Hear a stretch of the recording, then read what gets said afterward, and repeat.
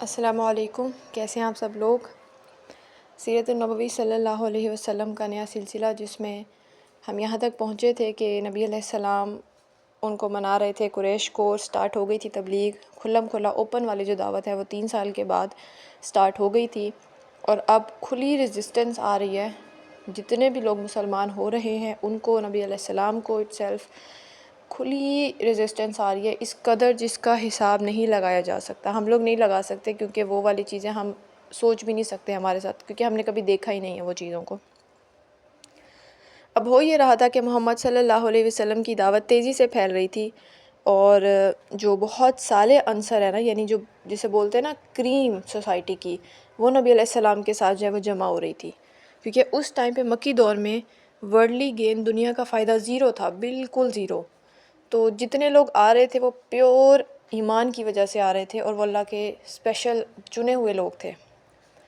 اب یہ دیکھ کر، اب جب لوگ ایکسیپٹ کر رہے تھے اسلام کو، نبی علیہ السلام کے ساتھ جمع ہو رہے تھے، تو شرک کو اچھا خاصا نقصان ہو رہا تھا۔ ان کے بتوں کی توہین تھی وہ چیز، مسلمانوں کی سربلندی کافروں کے لیے خطرہ تھی۔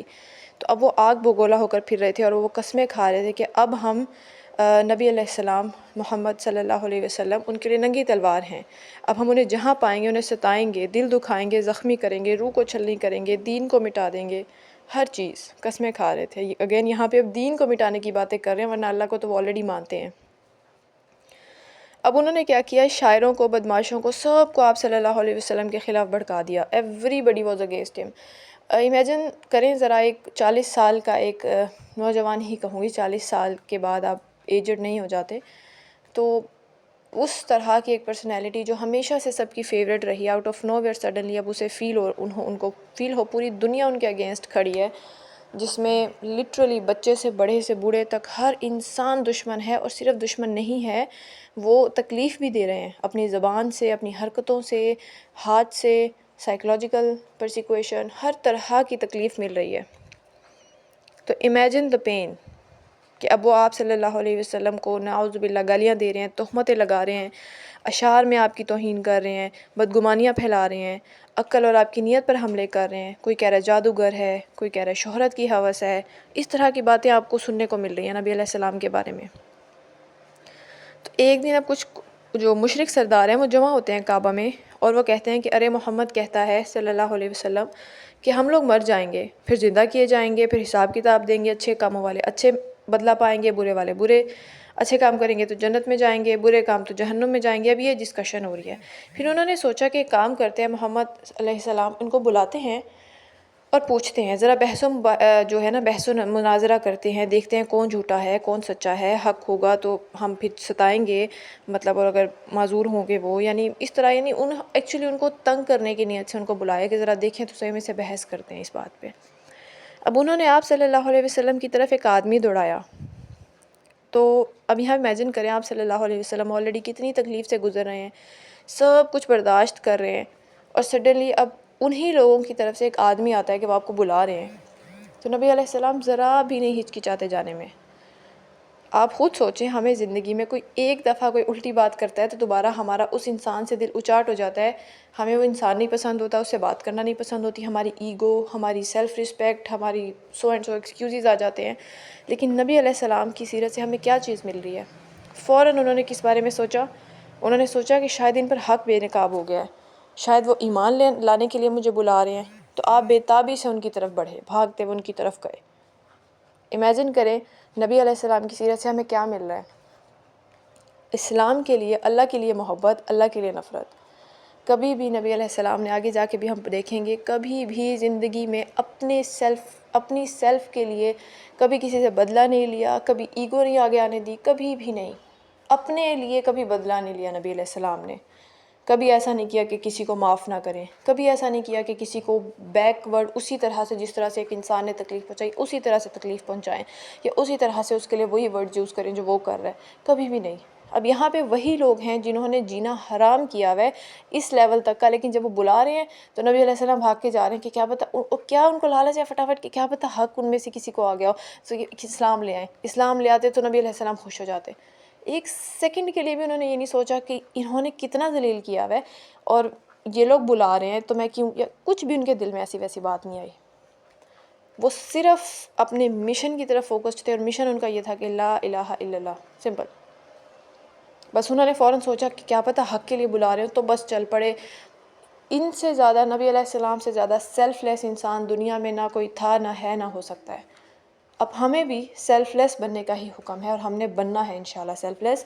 سیلف لیس انسان وہ ہوتا ہے جو کبھی اپنے بارے میں نہیں سوچتا، اپنی غرض، اپنی پرسنل پریفرنسز کو نہیں نوٹ کرتا، اسلام کی پریفرنسز کو نوٹ کرتا ہے، اللہ تعالیٰ کی پریفرنسز کو نوٹ کرتا ہے. ہمیں نبی علیہ السلام کے ہی نقش قدم پہ چلنے کا حکم ہے، اور کچھ نہیں، سمپل. یقین کریں جب ہم سیلف لیس ہو جاتے ہیں نا، تو اللہ تعالیٰ آپ کو بڑی چیزیں پھر عنایت بھی کرتے ہیں. آپ کو وہ جو دل کا سکون اور سکینہ جس کی آج کل دنیا میں واقعی بہت کمی ہے، سکون نہیں ہے لوگوں کے پاس، ہر چیز ہے، تو وہ چیز بھی آپ کو ملتی ہے. اللہ تعالیٰ آپ کو وہ سکینہ سے نوازتے ہیں. آپ ہمیشہ گیونگ اینڈ پہ ہوتے ہیں، ایمپتھائز کرتے ہیں. کوئی آپ کو جو مرضی کہتا رہے، آپ آگے سے ہنستے رہیں، آپ نہیں بیک جواب دیں، آپ کو کیا فرق پڑتا ہے؟ آپ ہمیشہ اس انسان کا اچھا چاہیں، اس کو معاف کرتے رہیں، اتنی کوئی بڑی بات نہیں ہے اس میں. یا اسپیسیفکلی اگر کوئی آپ کو اسلام کو کوئی آپ نے اسٹیپ لیا ہے، کوئی حق کی طرف آپ نے اسٹیپ لیا، اور پھر آپ کو کوئی بیک فائر کر رہا ہے، تب تو یہ بہت خوشی کا مقام ہوتا ہے کہ واہ اچھی بات ہے، الحمدللہ مجھے بھی کوئی ذرا مشکل آئی ہے. اور ہمیں تو کیا ہی مشکل آ سکتی ہے، زیادہ سے زیادہ کوئی ہمیں کچھ کہہ سکتا ہے وربلی، ہنستے ہنستے کوئی تانا دے سکتا ہے، ہم سے تو وہ نہیں برداشت ہوتا. تو آئندہ انشاءاللہ ہم نے بڑی خوشی سے وہ تانا برداشت کرنا ہے، کیونکہ حق کے راستے میں مشکلیں آنا لازم ہے. حق کے راستے میں مشکل آ رہی ہے تو ڈیفینیٹلی خوشی کا مقام ہے، جو کہ ہمیں ہمیشہ اس چیز کو چیریش کرنا چاہیے کہ شکر ہے کہ میں نے ایک اچھا سٹیپ لیا اور اس کے بارے میں مجھے لوگ باتیں سنا رہے ہیں. یہ تو خوشخبری کی بات ہے. نبی علیہ السلام بھی اسی طرح گئے، لیکن جب وہاں پہنچے تو وہاں پہ وہی ضد اور وہی نفرت تھی کہ ہم تو نہیں جانتے عرب میں کوئی ایسا آدمی ہوگا جو اپنی قوم کو تنگ کیا ہو، جس نے پہلے کبھی تم نے ہمارے دین میں عیب نکالا ہے، دیوتاؤں کو برا کہا ہے، ہم پہ کیچڑ اچھالی ہے، ہمارے باپ دادا پر، پوری قوم کو تباہ کر دیا، یعنی سیپریٹ کر دیا، علیحدہ علیحدہ کر دیا، انتشار پھیلا دیا ہے. تو لیکن ہم ابھی بھی تمہیں سینے سے لگانے کو تیار ہیں. اور انہوں نے اب یہاں پہ ان کی عقلوں کو مطلب عقلوں کو کیا ہی کہنا ان کی، لیکن ان کی باتیں سنیں کہ آپ کو دولت چاہیے تو ہم آپ کے قدموں میں دولت کے ڈھیر لگا دیں گے، شہرت چاہیے تو آپ کو سردار بنا لیتے ہیں، دماغی مرض ہے، جن کا اثر ہے تو آپ کا علاج کروا دیتے ہیں ہم، تو علاج آپ کا ہوگا، پیسے ہمارے ہوں گے. اب یہ انہیں وہ اس ٹائم پہ آفرز پیش کر رہے ہیں، جو چاہیے بتائیں ہم آپ کو دیں گے، آپ یہ بس کام چھوڑ دیں. یہاں سے ایک اور بات بھی سمجھ میں آ رہی ہے کہ وہ کبھی بھی لاجیکل ہو کے آگے سے انہوں نے کوشچن آنسر سیشن نہیں کیا. لاجک وہ چاہتے ہی نہیں تھے، وہ لوگ بڑے دور تھے لاجک سے. انہیں بس یہ تھا کہ ہمارا جو چلتا آ رہا ہے بس اس کے اگینسٹ کسی نے کچھ بول دیا تو کیسے بول دیا. ایکسیپٹنس نہیں تھی ان میں. تو آپ صلی اللہ علیہ وسلم کی عقل نیت پر زبردست حملہ کیا تو آپ علیہ السلام کو ملال ہوا. انہوں نے کہا مجھ میں اس طرح کی کوئی شکایت نہیں ہے، مجھ کو مال دولت کی تمنا بھی نہیں ہے، شہرت بادشاہت کی ہوس بھی نہیں ہے، میں صرف اللہ کا رسول ہوں. مجھے صرف اس لیے بھیجا گیا کہ میں غفلت سے چونکا دوں، برائی کا انجام بتا دوں، نیکی کا انجام سنا دوں، چاہو تو تمہیں رب سے ملا دوں. اب اس بات پہ اگین بہت زیادہ ایک غل مچ گیا، اور کیا اثر ہونا تھا، وہ پھر غصے میں آ گئے اور پھر الٹے سیدھے مطالبات کرنے لگ گئے کہ یہ کرو ہمارے لیے، پھر ہم مانیں گے. تو وہ انشاءاللہ آگے پڑھیں گے. لیکن نبی علیہ السلام کا یہاں سے ہمیں دیکھنے کو ملتا ہے کہ آج بھی اگر ہمیں کوئی اس طرح کی باتیں کرتا ہے، ایک تو یہ کہ کبھی بھی آپ نے حق کی سائڈ نہیں چھوڑنی، باطل کے اگینسٹ کھڑا ہونا نہیں چھوڑنا، کیونکہ یہ حکم ہے، یہ واجب ہے ہم پہ. قرآن میں حکم ہے کہ نیکی کا ساتھ دینا ہے اور برائی کو روکنا ہے.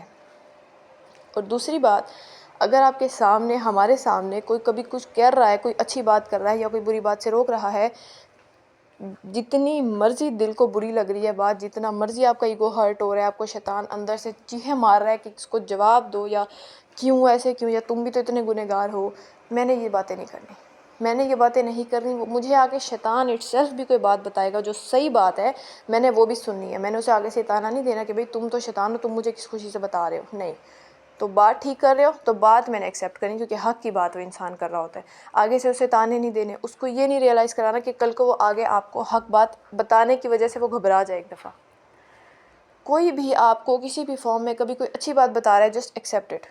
بہت مشکل ہوتا ہے سم ٹائمس، لیکن ایکسیپٹ اٹ. مت بولیں آگے سے کہیں، ہاں انفیکٹ اس کا شکریہ ادا کریں کہ تھینک یو تم نے میری تصحیح کی ہے، انشاءاللہ میں کوشش کروں گی. ڈونٹ سے کہ اچھا اب ہوتا ہے. آگے سے کبھی بھی نا آپشنس نہ دیا کریں کہ ہوتا ہے یا اب تو یہی کرنا ہے دنیا، نہیں، جسٹ سے اللہ تعالیٰ مجھے توفیق دیں. اللہ تعالیٰ سے دعا ہے اللہ مجھے اس پہ عمل کی توفیق دیں. سمپل. ابھی میں نہیں کر رہی عمل، آگے اللہ تعالیٰ توفیق دیں. اور اتنی اسپیس دیں کہ اگلا بندہ دوبارہ آپ کی طرف آئے سچ بتانے، حق بتانے. کیونکہ اگر میں ایسی پرسنالٹی بن جاؤں جس میں لوگ آ کے مجھے حق بتاتے ہوئے ڈریں کہ میں آگے سے الٹا ریئیکٹ کروں گی، تو پھر میرے لیے المیہ ہے کہ مجھے کوئی کریکٹ ہی نہیں کرے گا دنیا میں.